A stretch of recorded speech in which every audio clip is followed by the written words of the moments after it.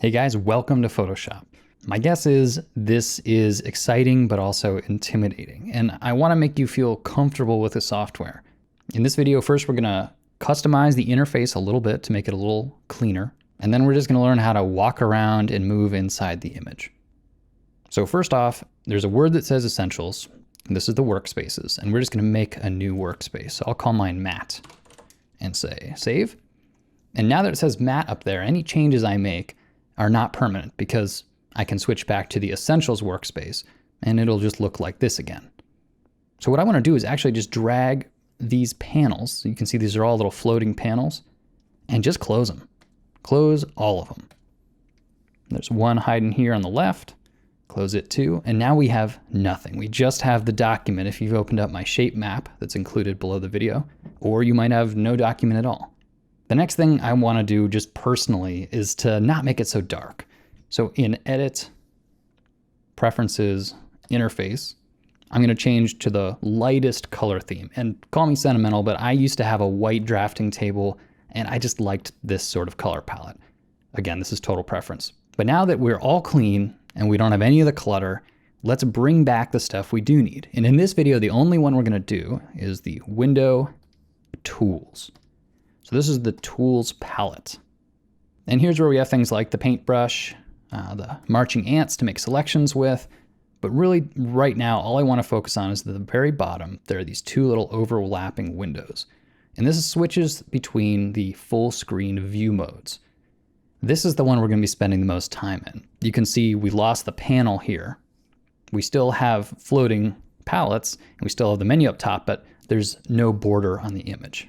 If you were to hit another time, everything disappears. Don't worry, if you hit the F key, it will toggle through these. So you can just practice. F, F, F, toggle right through them. I like this middle one here because what it allows me to do is to use what's called the hand tool, which I can find right down here, the hand tool, and I can drag around. So this is like I have a big desk and now I'm just moving the paper or the document around it. Cool. It gets even better. You can do that with the space bar. So no matter what tool you're using, here I'll use this marching ants tool. If I hold the space bar, I'm immediately moving the document around. I am panning. So you notice that I've drawn a little treasure map here. The only exercise or homework that I want you to do with this video is to practice going around this treasure map. And we're going to use two essential tools to do it. The first, as you've seen, is the space bar, the hand tool for moving around or panning. The other one is the magnifying glass. So if you click on the magnifying glass and then you drag either right or left, assuming scrubby zoom is checked, there's a little checkbox up here.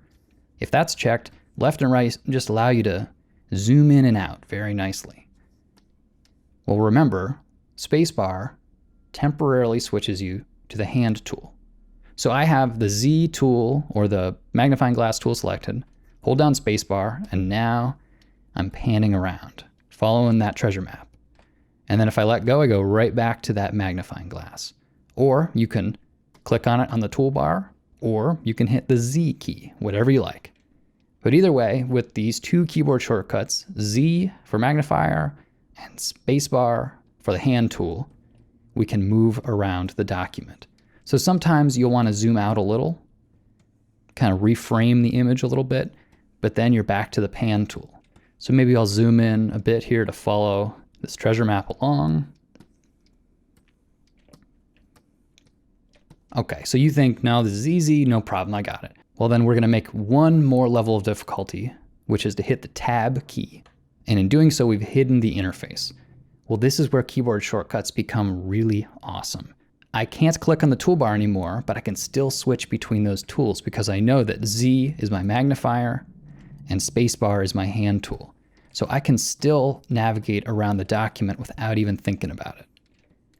The reason I introduced these first is not because they are exciting and it's not as cool as custom brushes or the stuff we'll get into later, but this is just the same as being able to walk away from your image at the desk or to move your face closer to the painting you're working on. These are things that in the real world we wouldn't even think about doing. It's just easy. But in Photoshop, getting comfortable with this allows you to just be comfortable when you paint, to be able to look at your entire image easily, to frame it up in your screen, or to zoom into a specific part that you want. Switching back and forth between zoom and pan will make your life so much easier. So if you haven't yet, download my shape map below the post, hit the tab key to hide or reveal your interface, and try going around the treasure map. And if you haven't done it yet, I do encourage you to make your own workspace. I've called mine map, but you could call yours whatever you want, because in the following videos, we're gonna start bringing back extra windows.